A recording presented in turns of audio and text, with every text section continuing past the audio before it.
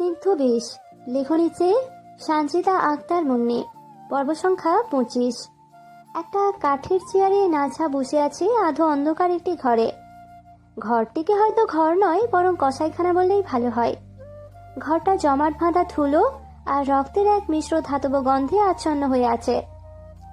জানালার ভাঙা ফাঁক দিয়ে এক ফালি রুগ্ন আলো এসে পড়েছে নাঝার সামনে, টেবিলের মাঝখানটিতে।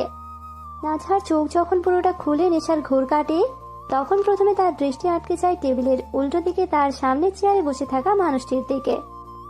তাকিয়ে দেখে এক নিমেষেই নাঝার দেহ মন স্থবিরতার নিবিড় কুয়াশায় ডুবে যায়। নাঝার সামনে বসে আছে ওসি ফারদিন। তাকে একটা কাঠের চেয়ারে বেঁধে রাখা হয়েছে। শুধু বাঁধা হয়নি, তাকে টেবিলের ওপর কার্যত বিদ্ধ করে রাখা হয়েছে। ফারদিনের দুই হাতের কবজিও তার নিচের অস্থিসন্ধি ভেদ করে গেঁথে আছে দুটি জং ধরা মোটা খঞ্জর, যা টেবিলটির পুরনো কাঠের ভেতর পর্যন্ত ঢুকে গেছে। তার হাত দুটো দেখে মনে হচ্ছে কোনো পশুর চামড়া টেনে পেরেক মেরে ছাঁটা হয়েছে। রক্ত চুইয়ে চুইয়ে পড়ছে। টেবিলের কাঠের ওপর তৈরি হয়েছে জমাট রক্তের আস্তরণ। যন্ত্রণায় ফারদিনের কপাল বেয়ে ঘাম ঝরছে। ওর পেশিগুলো কাঁপতেছে, কিন্তু মুখ দিয়ে একটি শব্দও বের করছে না সে। কারণ ও জানে এই নরক থেকে বাঁচতে হলে এই নীরবতা বজায় রাখতে হবে। প্রতিটি গোঙানির শব্দ আর গলার ভেতর আটকে গিয়েও শ্বাসরোধ করছে। নাঝা তার নিজের চেয়ারে বসে প্রথমে স্থির হয়ে গিয়েছে। তারপর ফারদিনের হাতের দৃশ্যটা মস্তিষ্কে গেঁথে যেতেই সে এক তীব্র আর্তনাদ চেপে কোনো মতে চেয়ার ছেড়ে উঠে পড়ে। নাঝার মস্তিষ্ক আর কাজ করছে না। সব কেমন ধোঁয়াশা লাগছে। আবছা মনে পড়ছে ফজরের নামাজের পর সে রান্নাঘরে গিয়েছিল। সেখানে বিবিজান ছিলেন। আজ আলাদা একটা মায়া ছিল বিবিজানের আচরণে। নিজের হাতে 2 কাপ চা জাল দিয়ে দিয়েছিলেন। 1 কাপ নিজে খেয়েছেন, আরেক কাপ পরম মমতায় বাড়িয়ে দিয়েছিলেন নাঝার দিকে। নাঝা বড় অবাক হয়েছিল। ভেবেছিল অসুস্থতার কারণেই হয়তোবা এই হঠাৎই পরিবর্তন। কিন্তু সেই চায়ে কয়েক চুমুক দিতেই চোখের পাতা ভাই হয়ে এসেছিল তার। তারপর আর কিছুই মনে নেই। চোখ মেলাতেই নিজেকে আবিষ্কার করে চেয়ারে, আর ঠিক সামনেই দেখতে পায় মৃত্যু যন্ত্রণায় কাতর হওয়া ফারদিনকে। নাঝা হতভম্ব হয়ে এক লাফে চেয়ার ছেড়ে উঠে দাঁড়ায়। ভয়ে বিস্ময়ে তার শরীর থরথর করে কাঁপতেছে। ঘরে তাদের পাশেই দাঁড়িয়ে আছেন বিবিজান, তৌসির আর নাজেম চাচা। ফারদিন দাঁতে দাঁত চেপে বসে আছে। তীব্র যন্ত্রণায় তার চোয়াল শক্ত হয়ে গেছে। চোখ দুটো কোটর ছেড়ে বেরিয়ে আসার উপক্রম। চিৎকার করার শক্তি বা ইচ্ছে দুটোই হয়তো সে হারিয়েছে। হাতের স্নায়ুগুলো ছিঁড়ে যাওয়ার উপক্রম। অথচ সে শুধু পশুর মতো গোঙাচ্ছে। সে জানে চিৎকার করেও লাভ নেই। নিজের কৃতকর্মের ফল আজ তাকে পেতেই হবে। আজ তার মৃত্যু নিশ্চিত। তার সেই ভয়ানক সত্যটা মেনে নিয়ে সেই যন্ত্রণার সাগরে ডুব দিয়েছে। নাঝা আর স্থির থাকতে পারে না। তুতলানো গলায় অবিশ্বাসের স্বরে সে প্রশ্ন ছুড়ে, আমি এখানে কি করে এলাম? তো তৌসির, এসব কি হচ্ছে? কি হয়েছে ওনার? নাঝার প্রশ্নে ঘরের স্তব্ধতা ভাঙে। বিবিজান ধীর ভঙ্গিতে তৌসিরের দিকে তাকান, ওকে কথা বলার অনুমতি দেন। তৌসির কিছুক্ষণ চুপ করে থাকে। তারপর তার ঠোঁটের কোণে ফুটে ওঠে এক ক্রূর হাসি। নাঝার চোখের দিকে সরাসরি তাকিয়ে সে শান্ত গলায় বলে, আমরা নিয়ে এসেছি জ্ঞান শূন্য করে। নাঝা তো বিস্ময়ে থমকে রয়। কি হয়েছে? কেন হচ্ছে? বা সামনে কি হতে চলেছে? এসব ভাবার শক্তি তার লোপ পেয়েছে। সে শুধু ফ্যাল ফ্যাল করে তাকিয়ে আছে চারদিকে। কোনো মতে বিড়বিড় করে আওড়ায়, ও কিন্তু কেন? নাঝার প্রশ্নের উত্তরে বিবিজানের ঠোঁটে ঝুলে রয় এক রহস্যময় কুটিল হাসি। তিনি নির্বিকার ভঙ্গিতে বলেন, একটা শুটিং তোরে দিয়া কর্ম বইলাই তো আনছি। ও নাজেম, মালটা দে তো। বিবিজানের হুকুম পাওয়া মাত্রই নাজেম চাচা পকেট থেকে একটা ভারী পিস্তল আর চকচকে ধারালো এক ছুরি বের করে বিবিজানের হাতে তুলে দেন। অস্ত্রের ঝনঝনানি শব্দে নাঝার বুকের ভেতরটা কেঁপে ওঠে। তার হাত পা বরফ শীতল হয়ে আসছে। নিজেকে এই মুহূর্তে পৃথিবীর সবচেয়ে বোকা আর অসহায় প্রাণী মনে হচ্ছে তার। কেন জানি নাঝার ষষ্ঠ ইন্দ্রিয় বলছে তাকে এখানে আনার পেছনে এক ভয়ঙ্কর উদ্দেশ্য কাজ করছে। নাঝা অসহায় চোখে তৌসিরের দিকে তাকায় আর কাঁপা গলায় জিজ্ঞেস করে, কি করবেন তৌসির? আমাকে কি মেরে ফেলতে চেনেছেন? নাঝার এমন প্রশ্নে তৌসির শব্দ করে হেসে ফেলে। এই হাসিতে কোনো উষ্ণতা নেই, যা আছে তা পৈশাচিক আনন্দ। সে ধীর পায়ে নাছার কাছে এগিয়ে এসে ফিসফিস করে বলে, আমার কাল লাগেনি? তুমি মরবা কেন? তুমি তো মারবা। তৌসিরের মুখে কাল নাগিনী সম্বোধন আর অদ্ভুত কথাটা শুনে নাছার বিস্ময় আকাশ ছুঁল। প্রচন্ড রাগ হলো তার, কিন্তু এই মৃত্যুপরীতে দাঁড়িয়ে রাগ দেখানো মানে নিজেকেই বিপদে ফেলা। তাই নিজেকে যথাসম্ভব নিয়ন্ত্রণে রেখে ও পাল্টা প্রশ্ন করে, মারবো মানে? কাকে মারবো আমি? এ প্রশ্ন করতেই বিবিজান সশব্দে পিস্তল আর ছুরিটা টেবিলের ওপর নাছার ঠিক সামনে রাখেন। তারপর ঘৃণা মাখা চোখে যন্ত্রণায় কাতরাতে থাকা ফারদিনের দিকে তাকিয়ে নাছাকে উদ্দেশ্য করে বলেন, এই মাগের পুত্রে মারবি? নে মার, তোর যেটা দিয়া পছন্দ সেটা তুইলা নে, যন্ত্র পছন্দ না হইলে ক পাল্টাইয়া দিমো। নাছার মাথার উপর দিয়ে সব গুলিয়ে যাচ্ছে, সে ফ্যাল করে শুধু তাকিয়ে থাকে। ফারদিন ফারদিন তো এদেরই লোক ছিল, এদের হয়ে তো কাজ করতো। তবে আজ কেন এই নির্মমতার শিকার ফারদিন হলো? আর কেনই বা নাছাকে দিয়ে তাকে মারতে হবে? সমীকরণের কিছুই মিলছে না।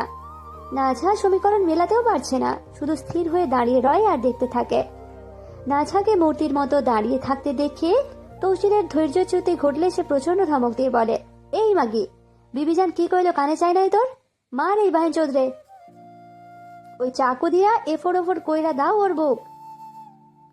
তৌসিরের মুখে এমন গালি আর হিংস্র ধমক নাছার কল্পনাতীত ছিল। আতঙ্কে, অবিশ্বাসে আর স্নায়ুর চাপে নাছা চিৎকার করে বলে দেয়, কেন মারবো আমি? পারবো না আমি মারতে, কাউকে খুন আমি করতে পারবো না।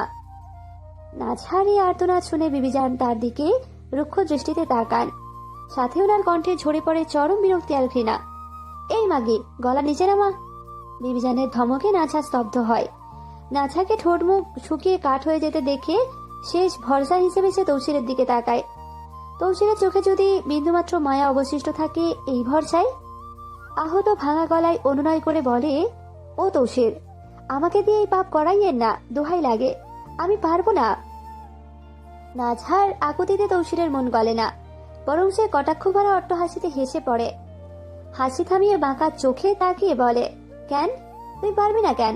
গাদ্দারিতে তো ওস্তাদ তুই, তাইলে খুন করতে পারবি না কেন আমার কালনাগিনী?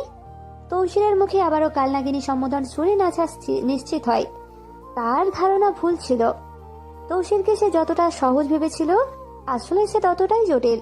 এক ঘৃণ্য মুখোশধারী পিশাচ এই তৌসির সিকদার। ওর বাবার কথাই সত্য হলো আজ।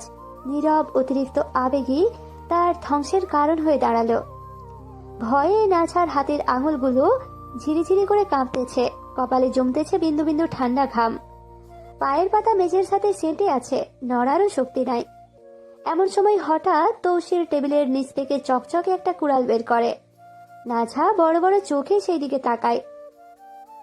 চোখের পলক ফেলার আগে তৌসির প্রচন্ড ক্রোধে ফারদিনের টেবিলের ওপর রাখা হাতের ওপর এক কোপ বসিয়ে দেয়।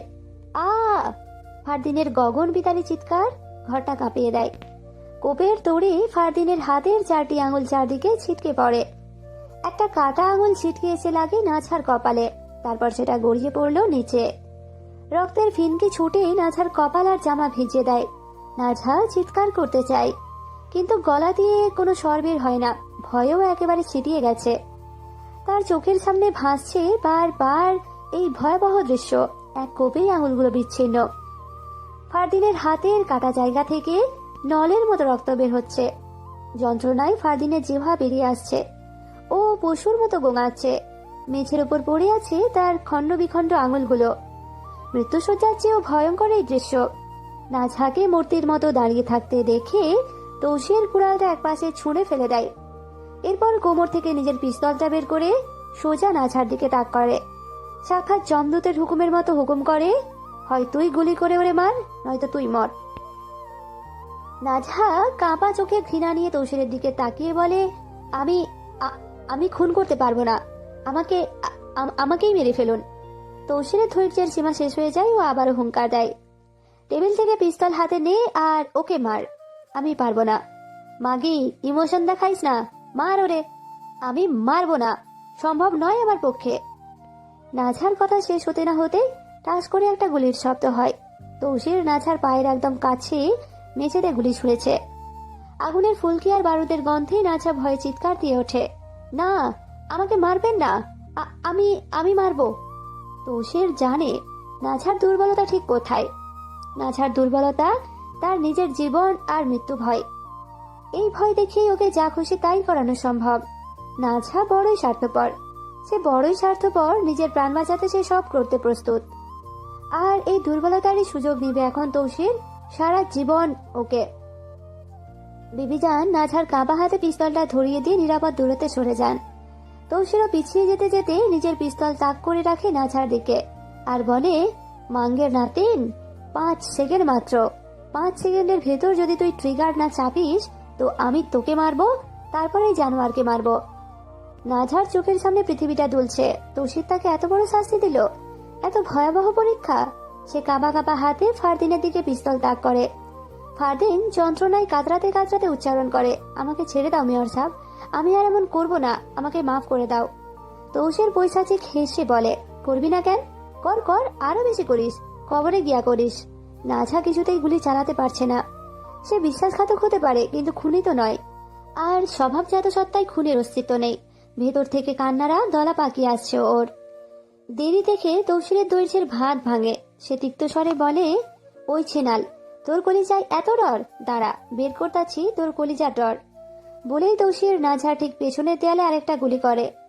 গুলির শব্দটা কানের পাশ দিয়ে যেতেই নাঝা ভাবে তাকেই বুঝি গুলি করা হয়েছে। ভয়ের চোটে সম্বিত হারিয়ে সে চোখ বন্ধ করে পরপর 3 বার ট্রিগার চাপে। আর সাথে সাথেই গুড়ুম গুড়ুম গুড়ুম করে 3টে বুলেট বিঁধে গিয়ে ফারদিনের বুকে। ফারদিনের শরীরটা একবার ঝাঁকুনি দিয়ে এলিয়ে পড়ে। সব শেষ। সে পাড়ি দেয় না ফেরার দেশে। নাঝা নিজের হাতে করা খুনের দিকে তাকিয়ে থাকে, চোখের পাতা না বুঝে। ফারদিনের বুক চুঁয়ে বের হয়ে আসছে লাল রক্ত। না, এ রক্ত না, এ তো লাল অশ্রু গড়িয়ে পড়ছে। নাঝার হাত পা অবশ হয়ে যায়। হাত থেকে পিস্তলটা খসে পড়ে মাটিতে। সে নিজের মুখে হাত চেপে ধরে 2 কদম পিছিয়ে ফুঁপিয়ে কেঁদে দেয়। ঠিক তখনই বিবিজান নাজিম চাচার হাত থেকে ফোনটা নিয়ে নাঝার সামনে ধরেন। ফোনের স্ক্রিনে চলছে একটা সিসিটিভি ফুটেজ।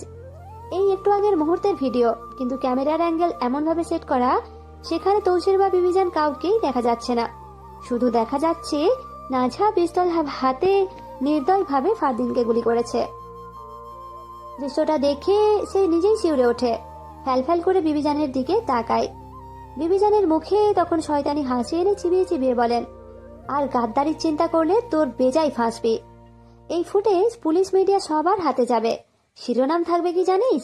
স্বামীর সাথে গাদ্দারি করেছিল এক তরুণী, আর সেটা ইনভেস্টিগেশন করে বের করেছিল পুলিশ অফিসার ফারদিন।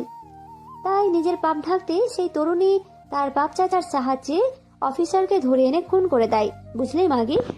নাঝা সব শুনে ঠিকই, কিন্তু ওর যে কথা বলার শক্তি নেই। ওর কলিজাখানা যে ছিঁড়ে কয়েক খণ্ডে রূপান্তর হয়ে গেছে। তৌসির তার সাথে এমন গেম খেললো, যাকে সে আপন ভেবেছিল সে তাকে এভাবে ফাঁসালো। নাঝা কাঁপতে কাঁপতে বিড়বিড় করে, আমার সাথে এমন কেন করলেন? বিবিজান এবার এগিয়ে এসে নাঝার পাশে দাঁড়ায়। পরম আদরে তার চুলে হাত বুলিয়ে দিতে দিতে স্বাভাবিক কণ্ঠে বলেন, নাটক করিস না, আমি সব জানি। তোর কি মনে হয় আমার নাতি, আমার তৌসির আমার থেকে কিছু লুকাবে? তুই তো মাত্র 2 দিন হয়েছে আইছস। তোর প্রতি এত প্রেম দেখাইবো? মনে রাখিস, এই নূরজাহানের অনুমতি ছাড়া শিকদার বাড়িতে একটা পোকাও মরে না। বলেই হঠাৎ বিবিজান নাঝার চুলের মুঠি শক্ত করে ধরলেন। হ্যাচকা টানে নাঝার মাথাটা পেছনে হেলে যায়। ব্যথায় চোখ বুজে কপাল কুঁচকে আর্তনাদ করে ওঠে নাঝা। উফ, ব্যথা! তৌসির নাঝার আর্তনাদ শুনে 2 কদম এগিয়ে এসে বিবিজানকে চোখ দিয়ে ইশারা করে ওকে আঘাত না করতে। বিবিজান তার এই দরদ দেখে নাঝার চুলের মুঠি ধরে দাঁতের দাঁত চেপে তৌসিরের দিকে নাঝাকে ছুঁড়ে মারেন আর বলেন, কি পাইছিস এই গাদ্দার মাগির মাঝে? এত দরদ কেন তোর?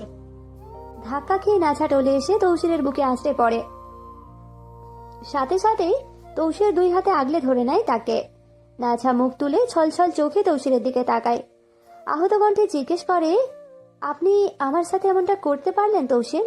আমি স্বপ্নেও ভাবিনি আপনি এমনটা করবেন। নাঝার এই প্রশ্নে তৌসির নাঝার চোখে চোখ রেখে বলে, আমি 420 সম্ভবযোগ্য সবই করতে পারি। এরপর একটু থেমে আবারও বলে, তোর কি মনে হয় তোর এই লোভনীশ রূপ ঝরা রূপ দেখে আমি গইলা গিয়া সব ভুইলা যাবো? তোর মতো এমন শতরূপ ঝরা মাগিদের দেহ কেনা বেচা করি আমি। তুই ছোট বইলা তোরে স্নেহ করতাম, কিন্তু তুই তো গাদ্দার, খালি গাদ্দারই আমার লগে করলি। নাজা তৌসিরের কথায় স্তব্ধ হয়ে যায়। ওর হৃৎপিণ্ডখানা খান খান হয়ে যাচ্ছে। এক দৃষ্টিতে সে তৌসিরের দিকে চেয়ে থাকে। তৌসির তার তাকানো দেখে হাসতে হাসতে আবারও বলে, শুনে রাখ, আমি ওই পুরুষদের কাতারে পড়ি না যারা নারী সৌন্দর্যে ডুবে নিজের সত্তা ভুলে বসে। নিজের রূপ দেয়া আমার কন্ট্রোল তুই জীবনেও করতে পারবি না, এই আশা ছাইরা দে। এটা বলেই তৌসির একটা রুমাল বের করে নাঝার মুখে চেপে ধরে। সাথে সাথে নাঝা জ্ঞান হারিয়ে ফেলে। তৌসির রুমালটা ফেলে দিয়ে নাঝাকে বুকে জড়িয়ে ধরে। বিবিজান এটা দেখে বিরক্ত হয়ে বলেন, এই গাত্তার মাগিরে মার নয়তো ছাড়, ও তোরে ক্ষয় কইরা দিব। তৌসির বিবিজানের মুখের দিকে তাকায়, তারপর ক্ষীণ হেসে অচেতন নাঝাকে আরো শক্ত করে নিজ বক্ষে চেপে ধরে তাচ্ছিল্যের হাসি টেনে বলে, আমি জানিও খারাপ, ও গাদ্দার, কিন্তু কি করার আছে আমার? আমার বউ তো, খারাপ হইলেও আমার, ভালো হইলেও আমার, আমার তো আমারই। আমি ওরে ছাড়তে পারমো না ওরে মারতে পারমো। ব্যথাই হয় বড্ড ব্যথা ধরে বুকে যখন ও আঘাত পায়। এই বলেই নাঝাকে তৌসির কোলে তুলে নিয়ে বেরিয়ে যায়। বিবিজানও বের হন। যাওয়ার আগে নাজিম চাচাকে বলেন, ওর কিডনি বের কইরা রাখিস। নাজিম চাচা উত্তর দেন, আচ্ছা ঠিক আছে। তৌসির নাঝাকে সাবধানে বাড়িতে নিয়ে আসে এবং সরাসরি নিজেদের শোবার ঘরে নিয়ে গিয়ে বিছানায় শুইয়ে দেয়। নাঝার কপাল, হাত ও জামায় যে রক্ত লেগেছিল তা একটি ভেজা তোয়ালে দিয়ে মুছে দেয়। যদিও সে চাইলে নাঝার পোশাকও বদলে দিতে পারত, কিন্তু তা সে করল না, কারণ নাঝার জ্ঞান নেই বলে তার অনিচ্ছায় তার শরীর দেখা বা পোশাক পাল্টে দেওয়াকে তৌসির সঠিক মনে করল না। তাই শুধু রক্তের দাগ মুছে দেওয়ায় তার কাজটি করল। নাঝাকে যে ওষুধ দিয়ে জ্ঞান শূন্য করেছিল সেটির প্রভাব 3 ঘন্টার বেশি সময় ধরে থাকবে, তাই সে আরো কিছুক্ষণ জ্ঞানশূন্য অবস্থাতেই থাকুক। নাঝার পরিচর্যার পর তৌসির নিজের হাত মুখ ধুয়ে মুছে নেয়। তার হাতেও রক্ত লেগেছিল। তৌসির ঠিক করেছে এখন আর গোসল করবে না, সোজা চলে যাবে খেতে। এখন অগ্রহায়ণ মাস, চারদিকে ধান কাটার ধুম পড়েছে। তবে তৌসিরদের বাড়ির নিয়মটা একটু আলাদা। ধান কাটার মৌসুমে তারা খুব একটা বাইরের লোক বা মজুর লাগায় না, বাড়ির পুরুষরাই হাতে হাত লাগিয়ে ফসল ঘরে তোলে। তৌসির নিজেও মনে প্রাণে একজন কৃষক, তাই সুযোগ পেলে সে ক্ষেতের কাজে মন দেয়। এর পেছনে অবশ্য একটা বড় হিসেব আছে। বর্তমানে একজন মজুর খাটাতে গেলে অন্তত 800 টাকা দিনে গুনতে হয়। তৌসিরের মতে অন্যের হাতে টাকা তুলে দেওয়ার চেয়ে নিজের কাজ নিজে করে নেওয়াটাই শ্রেয়। তাই নিজের ক্ষেতে নিজেই কৃষিকাজ করেছে। তৌসিরের জীবনে যে বিশেষ কিছু লক্ষ্য বা উদ্দেশ্য রয়েছে তার মধ্যে অন্যতম হলো মিতব্যয়ী হওয়া এবং ভবিষ্যতের জন্য অর্থ সঞ্চয় করা। তালুকদার বাড়িতে তালুকদার বাড়ির বিশাল অট্টালিকাটি আজ ভুতুড়ে নিস্তবতায় মোড়া। এক অদৃশ্য কালো ছায়া নেমে এসেছে পরিবারটির ওপর। ইকরাবের ছোট বোন ইয়ারাকে জিনে ধরেছে। ইয়ারার বয়স 14 পেরিয়েছে। বয়ঃসন্ধির চঞ্চলতা এখনো তার চোখে মুখেই আছে, কিন্তু গত কয়েকদিন ধরে সে আর আগের ইয়ারা নেই। তার আচরণে এসেছে অমানবিক পরিবর্তন। দৃষ্টিতে হিংসতা, বুঝতে বাকি রইল না কোনো অশরীরী শক্তি বা জিন ভর করেছে তার ওপর। বাড়ির বড় ঘরটিতে থমথমে পরিবেশ এখন। আতর আর লোবানের ধোঁয়ায় আচ্ছন্ন হয়ে আছে চারপাশ। মাঝখানে বসে আছে ইয়ারা, তাকে ঘিরে বসে আছে বাড়ির মুরব্বীরা এবং ইকরাবও আছে। সামনে বসে দোয়া পড়তেছেন একজন অভিজ্ঞ হুজুর। তিনি জিন চালান দিয়ে কথা বলার চেষ্টা করছেন। ইয়ারা শরীরটা মাঝে মাঝে ধনুকের মতো বেঁকে যাচ্ছে, মুখ দিয়ে বের হচ্ছে অমানবিক সব গর্জন। হুজুর কড়া গলায় প্রশ্ন করেন, কে তুই? কেন এই মাসুম মেয়েটার ক্ষতি করছিস? কি চাই তোর? হঠাৎ ইয়ারা ছটফটানি থেমে যায়। সে স্থির দৃষ্টিতে হুজুরের দিকে তাকায়, তবে এই দৃষ্টিতে কোনো 14 বছরের কিশোরী নয়, হাজার হাজার বছরের পুরনো কোনো হিংস্র সত্তার। ঘরদোর কাঁপিয়ে হুহু করে হেসে ওঠে। এই হাসিতে রক্ত হিম করা এক বিভীষিকা রয়েছে। কর্কশ ভরাট এক পুরুষালী কণ্ঠে ইয়ারার মুখ দিয়ে কথা বলতে শুরু করে সেই সত্তা। আমি তোর কাছে আসতেই চাইনি, ওই তো আমাকে ডেকে এনেছে, নিজের কাছে টেনে নিয়েছে। উপস্থিত সবাই একটু ভয়ে পানি পান করলো। যদিও এগুলো নতুন কিছু না, জিন বলতে থাকে আর তার ভয়ঙ্কর অভিযোগের ফিরিস্তি। ও যখন গোসলখানায় যায় লজ্জা শরমের মাথাকে সম্পূর্ণ উলঙ্গ হয়ে গোসল করে। শুধু তাই নয়, অশ্লীল সব গান গায়। সেই সুর আর তার নগ্ন শরীর আমাকে চুম্বকের মতো আকর্ষণ করেছে। আমি থাকতে পারিনি দূরে। একটু থেমে আবারও বীভৎস হাসি দিয়ে গলার স্বর নামিয়ে ফিসফিস করে বলে, ও তো পবিত্র থাকে না, নিজের ঋতুস্রাবের রক্ত ভেজা কাপড়গুলো না ধুয়ে বাথরুমে জমিয়ে রাখে। সেই রক্তের গন্ধে আমি মাতাল হই, আনন্দ পাই। সেই রক্তে পাগল হয়েই আমি ওর ঘাড়ে চেপেছি। ইকরাবের বাবা মা লজ্জায় আর ভয়ে মাটির সাথে মিশে যাচ্ছেন। কিন্তু জিন থামে না, সে একে একে ইয়ারার অসতর্ক জীবনযাপনের কথা বলে যেতে লাগে। রাতে যখন সে ঘুমায় তার শরীরে ঠিকমতো কাপড় থাকে না, অর্ধ উলঙ্গ হয়ে শোয়। এই সুযোগে আমি আরো কাছে আসার সাহস পেয়েছি। সে অতিরিক্ত সুগন্ধি মাখে, ওই তীব্র ঘ্রাণ আমার সমস্ত সত্তাকে পাগল করে দেয়। আয়না, সারাক্ষণ সে আয়নার সামনে দাঁড়িয়ে নিজেকে দেখে। নিজের রূপ নিয়ে এই বাড়াবাড়ি আমার সহ্য হয় না, তাই আমি তাকে ধরেছি। আর তার ওই লম্বা চুলগুলো সে সবসময় খোলা রেখে বাতাসে উড়িয়ে হাঁটে। খোলা চুলের ওই দোলায় আমি বাধা পড়েছি। হঠাৎ ইকরামের দিকে তাকিয়ে জিনটি বলে, তুই তো ভাই, তুই কি খেয়াল করিসনি সূর্য ডোবার সময় ঠিক মাগরিবের আজানের সময় ও চুল খুলে বারান্দায় বা ছাদে হাঁটতো? ও জানে না ওই সময়টা আমাদের বিচরণের সময়?